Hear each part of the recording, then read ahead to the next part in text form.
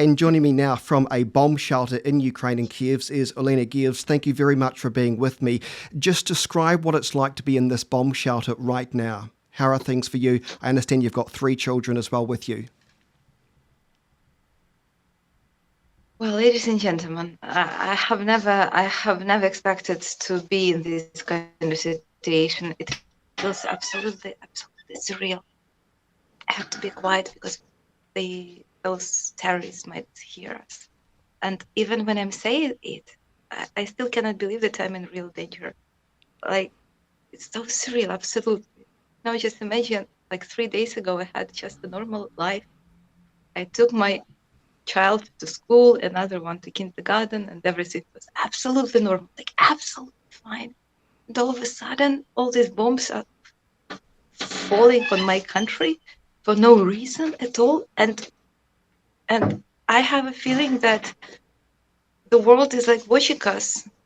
The world is watching Putin killing Ukrainians and just taking a piece and just invading independent state and just taking it for his personal pleasure.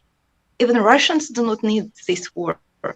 They don't hate Ukrainians. They don't need this war, and they don't support it. But they are afraid to express themselves because they were in Russia. They have no freedoms and no rights and no freedom of speech, and that's very important. And many people over there are very, very much brainwashed. I know it for sure because I have relatives in Russia, and they don't believe that here is happening something awful.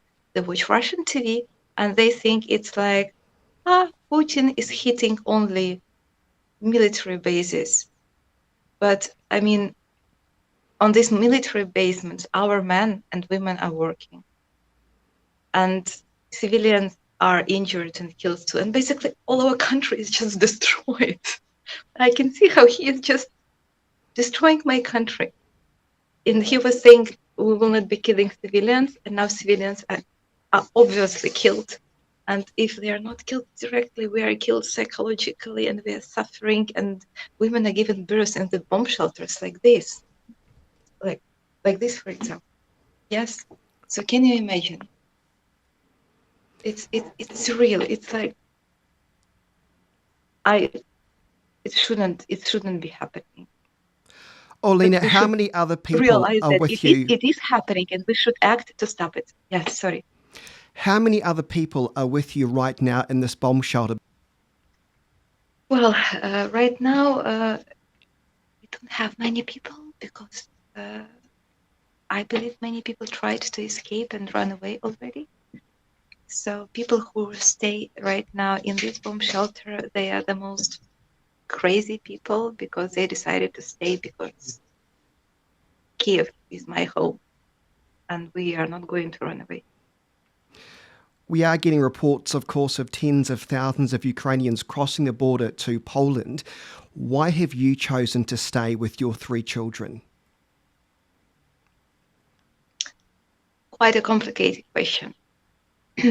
At first, even when we heard explosions, and we woke up at 6 o'clock in the morning because we heard explosions, and we rushed outside, and we hid in the bomb shelter.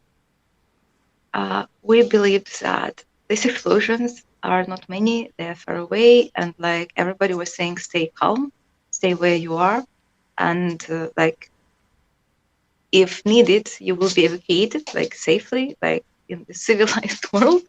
So we were still in the state of denial, like maybe all the others. We did not really believe that this is a very dangerous thing happening. And later, I was afraid to escape. And then I had a feeling like my husband told me that he needs to go to work because he's a journalist and his work is important. So the first day he was reporting from his TV channel, and then he came back and I rushed to the hospital in the afternoon with children. So basically, like we understood that something terrible is happening, but not that terrible. But then my husband, by evening, we realized it's really bad. And when Sergei, he came back from work, he said that he don't want to go back to his TV station because it's useless. That it's obvious that now all of us, we need to go and fight. Yes, I, and now we're in the bomb shelter, and I decided to stay with him in Kiev, and I decided to stay with my 3 children in Kiev because I believe it's needed, and I as well thought that it will be more safe for me to stay in Kiev because I still believed that civilians will not be killed. So I believe that will be safer for children to stay in the bomb shelter, and like in this case, we will not. We will give our men and women, our army, a chance to fight with the enemy without, us. Like we will let our army protect us. Olena, So I know that your government has been literally handing out ammunition and guns to civilians to fight. Is that your understanding? Have your neighbours, have you been provided with ammunitions and guns? people in the bomb shelters, as far as I know, they should not have guns. So we are not armed in the bomb shelter. We are not protected. And the map of the bomb shelters is just on the website of Google Maps. It's official. So everybody knows that in which building you have a group of people who are absolutely not protected. And mostly we are women and children because like our men, they are away fighting. Yes, and we have the army and many of our men and women and girls, they took these guns provided to civilians and they fight for us over there. What is the very latest there in terms of the fighting and the conflict where you are right now? So we've heard some explosions from the place where I am a couple of hours ago, but now it sounds really quiet. But we know that outside of Kiev it's happening. In my neighborhood it is quiet for the moment, but it's like we are waiting that it can start at any second. And what really we are afraid of, because we are in the north of Kiev, and very close to us we have the artificial lake for the hydroelectric station, and Russians already tried to hit it with the missile. And our army protected us, but I'm sure that they will try again. And I hope they will.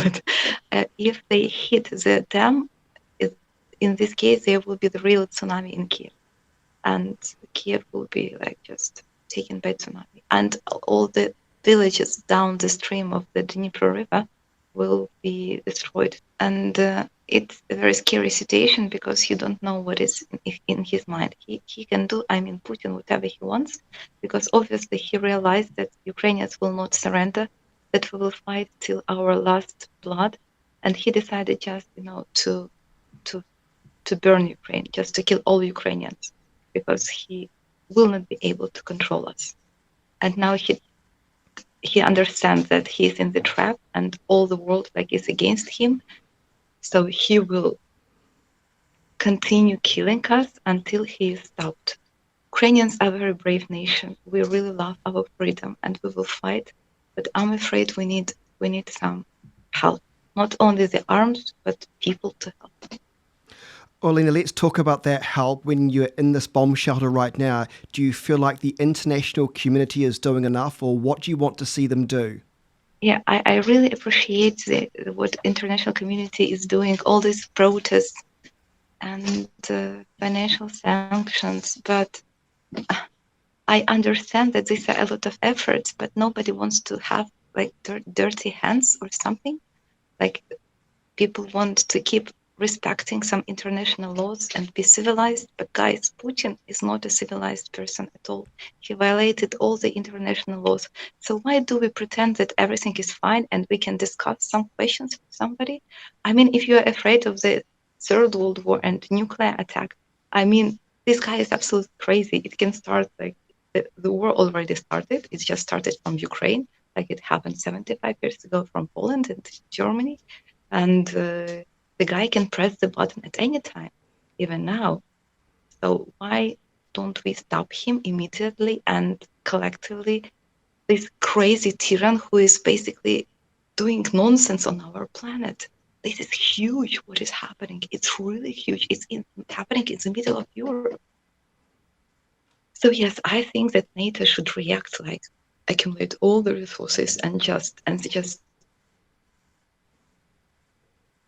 I don't know, destroy him. I don't know, imprison him, kill him, because that's a crime. So I really I think that we should sign the petition for Putin. It is already registered on the website Change.org for him to be recognized as a criminal regime.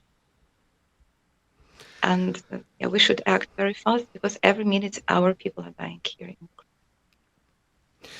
I know that the United Nations Security Council effectively vetoed, or Russia vetoed the United Nations Security Council from being able to literally condemn Russia.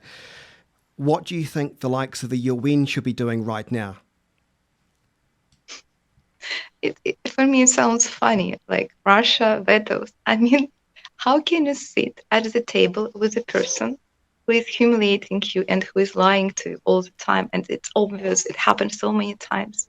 Like he said, we were not in the Crimea, and they occupied Crimea. Then he said there were no Russian troops in the east of Ukraine, and they occupied eastern parts of Ukraine and made their such a territory.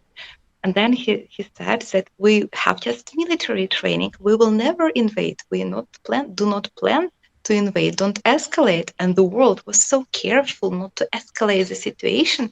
And then he basically invaded. And then he said, I will not be killing civilians.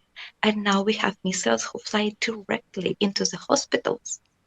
You know, they just put the special marks on the hospital, on the child hospital in Kiev was bombed. This is the hospital where I took my 5-year-old son when he hit his leg. And there are children who are very sick, who have cancer. I mean, that is the best and the only hospital that we have here in Kiev of this level. Children need these hospitals. And how can I sit at the table with such a person and discuss it? He is a criminal and he should be punished and stopped immediately, like immediately. I know it's going to be a very anxious time for you and your 3 children, and all I can say is I wish you all the very best, and let's keep in contact. And I really thank you for talking to me today. Thank you so much. Thank you very much. I'm sorry that I'm a little bit tired, but I'm trying. Thank you very much that you care. Thanks. You take care.